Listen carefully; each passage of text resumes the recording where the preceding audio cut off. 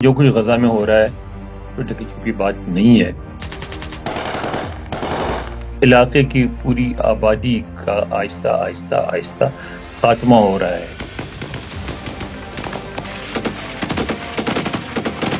کہ جنگ بندی جو ہے وہ کسی چیز کا علاج نہیں ہے، اس کا کوئی پرماننٹ سولوشن ہونا چاہیے۔ اگر جنگ بندی ہو بھی جائے گی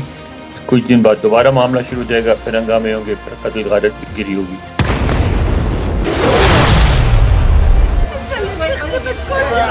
اس کا حل یہی ہے کہ دو ریاستیں ہوں، دونوں ایک دوسرے سے ٹوٹلی ڈس انگیج ہوں، بیچ میں ایک فوج ہو نیوٹرل جیسے اقوام متحدہ کی نگرانی میں ہو۔ اس میں یہ 8 ممالک جو کل شریک ہوئے تھے صدر ٹرمپ کے ساتھ میٹنگ میں، اس میں ان کی ٹروپس شامل ہوں گی۔ کن مسلمان ممالک کی افواج کو غزہ میں تعینات کیا جائے گا؟ مستقبل میں بننے والی اسرائیل اور فلسطین کی ریاستوں کا نقشہ کیا ہوگا؟ اور کیا اسرائیل غزہ سے اپنی افواج کا انخلا کرے گا؟ یہ وہ سوالات ہیں جن کے جواب جاننے کے لیے رواں ہفتے دنیا بھر سے مختلف ممالک اقوام متحدہ کے دفتر میں جمع ہوئے، جہاں سعودی عرب اور فرانس کی سربراہی میں ہونے والے ایک اجلاس کے دوران تقریباً 150 ممالک نے اس بات سے اتفاق کیا کہ فلسطین اور اسرائیل کی 2 الگ الگ ریاستوں کا قیام انتہائی ضروری ہے۔ اس اجلاس سے پہلے کئی یورپین ممالک جن میں فرانس اور اسپین بھی شامل ہیں، انہوں نے فلسطین کو بطور ریاست تسلیم کرنے کا اعلان بھی کیا۔ امریکہ نے فی الحال فلسطینی ریاست کے قیام کی حمایت نہیں کی ہے، مگر صدر ڈونلڈ ٹرمپ نے مسلم رہنماؤں کے ساتھ ایک بیٹھک کی ہے، جہاں انہوں نے مستقبل کے منظرنامے پر مسلم رہنماؤں کو اعتماد میں لیا ہے۔ امریکہ میں موجود ڈان نیوز کے نمائندے انور اقبال نے اقوام متحدہ کی راہداری میں ہونے والی ان ملاقاتوں اور ان ملاقاتوں کے دوران ہونے والی گفتگو پر سے پردہ اٹھایا۔ بات یہ ہے کہ جو کچھ غزہ میں ہو رہا ہے تو ڈھکی چھپی بات نہیں ہے۔ ایک علاقے کی پوری آبادی کا آہستہ آہستہ آہستہ خاتمہ ہو رہا ہے۔ یعنی بحث اس پہ ہے کہ کون قصوروار ہے، کون نہیں ہے، کون صحیح ہے، کون غلط ہے، لیکن اس معاملے میں کوئی بحث نہیں ہے کہ ایک آبادی کو ایلیمینیٹ کیا جا رہا ہے، بالکل ختم کیا جا رہا ہے۔ تو وہ اس کی ظاہر ہے، اس کی جو ویڈیوز ہیں وہ آتی ہیں، روزانہ آتی ہیں، ساری دنیا دیکھتی ہے، تو اس کا ساری دنیا پہ امپیکٹ بنتا ہے اور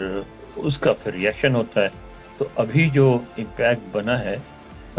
وہ یہی ہے کہ کسی طرح اس کو روکنا چاہیے۔ اس پہ جب غور و خوض کرتے ہیں لوگ تو پھر ان کو یہ بات سمجھ میں آتی ہے کہ جنگ بندی جو ہے وہ کسی چیز کا علاج نہیں ہے،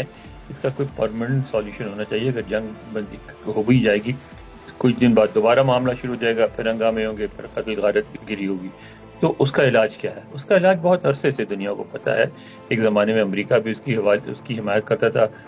بائیڈن ایڈمنسٹریشن تک تو وہی کہتے تھے کہ ہم اس کی حمایت کرتے ہیں، یعنی 2 ریاستی فارمولا جو ہے۔ اب واشنگٹن اس کی بات نہیں کرتا، لیکن مخالفت بھی نہیں کرتا۔ اسرائیل اس کی مخالفت کرتا ہے۔ اب تو پھر اس میں جو وہ ممالک جو اسرائیل کی حمایت بھی کرتے ہیں، مثلا فرانس ہے، برطانیہ ہے، ان میں یہ احساس ہوا کہ اس کا حل یہی ہے کہ 2 ریاستیں ہوں اور کسی طرح اس بات کو یقینی بنایا جائے کہ دونوں ایک دوسرے سے ٹوٹلی ڈس انگیج ہوں، بیچ میں ایک فوج ہو نیوٹرل جیسے اقوام متحدہ کی نگرانی میں ہو، اور وہ انشور کرے کہ یہ آپس میں نہیں لڑیں گے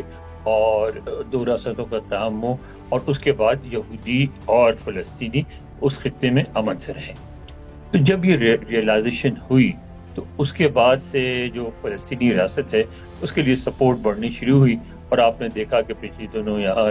2 دن پہلے جو یہاں اجلاس ہوا اس میں فرانس نے، برطانیہ نے اور 10 دیگر ممالک نے فلسطین کو تسلیم کرنے کا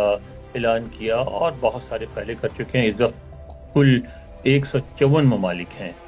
جو فلسطینی ریاست کو تسلیم کرتے ہیں۔ اس کا دوسرا پہلو یہ کہ فلسطینی ریاست کا قیام کیسے ممکن ہو۔ اچھا، دیگر ممالک نے جیسے میں نے کہا کہ 154 ممالک ہیں جنہوں نے تسلیم کر لیا ہے، انہوں نے کوشش کر کے دیکھ لی، لیکن وہ قیام ممکن نہیں ہے جب تک اس کی امریکہ حمایت نہ کرے، اور اگر امریکہ حمایت کرے گا تو پھر اسرائیل بھی مجبور ہوگا اس بات کو ماننے کے لیے، اور ایک ایسی صورتحال ہوگی جس میں وہ ریاست کا قیام ممکن ہو سکے۔ اب جب ساری بات امریکہ پہ آتی ہے تو امریکہ نے اس بات کو محسوس کیا کہ ان کو اپنا رول ادا کرنا چاہیے، اور جو بات سامنے آئی اس کانفرنس کی صورت میں، اس سے پتہ یہ چلا کہ ایک فارمولا بنایا ہے امریکہ نے خود، اور اس فارمولے کو کم از کم اسرائیلی لیڈرشپ کو دکھا بھی دیا ہے، اور اس میں بھی ایک فلسطینی ریاست کی بات کی گئی ہے، لیکن